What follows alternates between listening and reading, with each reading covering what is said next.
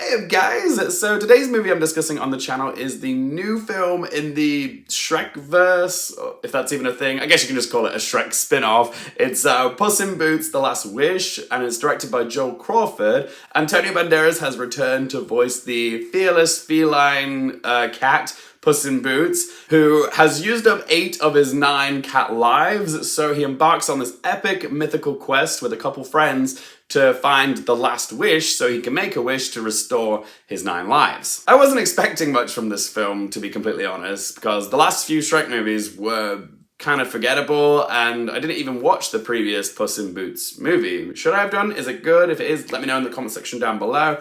But yeah, after the positive reactions to The Last Wish on film Twitter, I thought, you know what, I'll give it a go, see what all the fuss is about, or what the puss is about, and I'm so glad I did, because Puss in Boots: The Last Wish is a fantastic family film. I had such a fun time watching it. It's full of laughter, dazzling animation, and a surprising amount of wisdom. It simultaneously belongs in the Shrek world, whilst all the while feeling like something new and unexpected, like it's its own thing. You can see the influences of Spider-Man Into the Spider-Verse and The Mitchells vs. the Machines in the animation style. The characters are beautifully 3D rendered in a 2D rendered world, and the action is far more dynamic than I've ever seen in any Shrek film before. They use those lines on the screen to visualize the movement of the characters, like you kind of see it in a comic book, and the way the camera moves around the action is far more visually interesting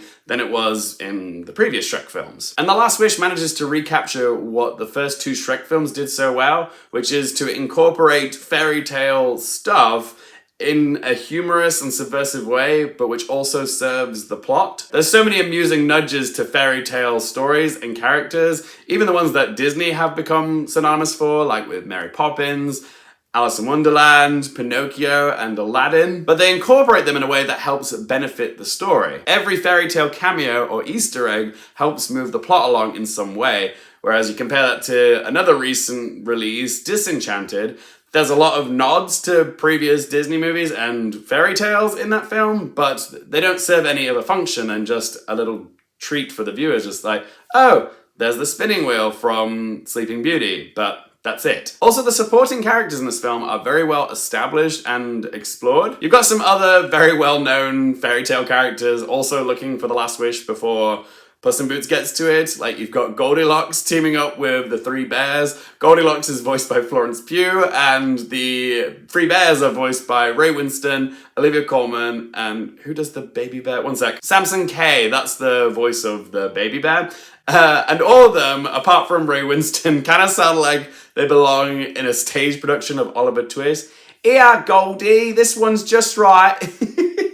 It kind of feels like Olivia Colman is channeling Helena Bonham Carter doing Bellatrix Lestrange. Yeah, it's just a lot of Cockney accents that sound a bit funny at first, but after a little while you get used to them. But yeah, Goldie actually has her own arc, and I found myself empathizing with her, even though she's a bit of a baddie and a bit of a brat, but by the end of the film, I was really feeling for her and the 3 bears. Was not expecting that. Also got little Jack Horner, voiced by John Mulaney, great vocal performance from him, as well as Wagner Moura, who voices the big bad wolf, a new adversary for Puss in Boots, who is also a literal symbol for death now that Puss is down to his last life. But yeah, the script does a very good job of establishing all these supporting characters and giving them motives which you actually understand. And they all do contribute something, whether it's to the plot or whether it's to the message of the film. And that's something else that I appreciated about this film, is that the message of the film isn't saying anything particularly new, but the way that it presents its wisdom is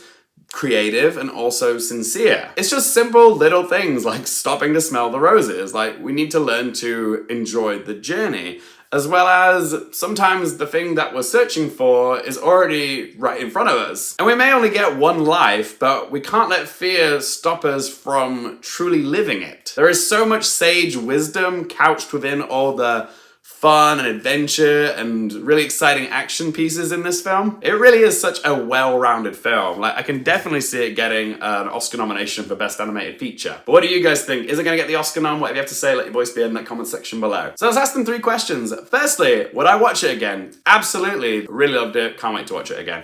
Question 2, do I recommend it for you guys? Yes, absolutely.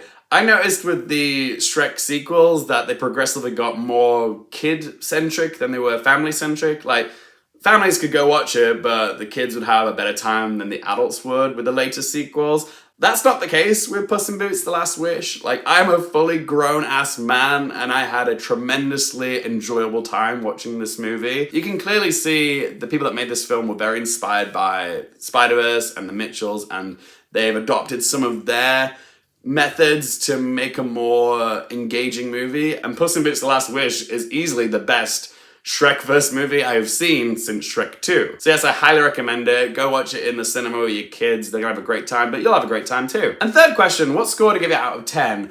Puss in Boots: The Last Wish was one of the most pleasant surprises of 2022 and one of the best animated films of 2022. It doesn't hit the emotional heights that I felt in Guillermo del Toro's Pinocchio, but it's still a supremely enjoyable watch, which I could happily watch again and again.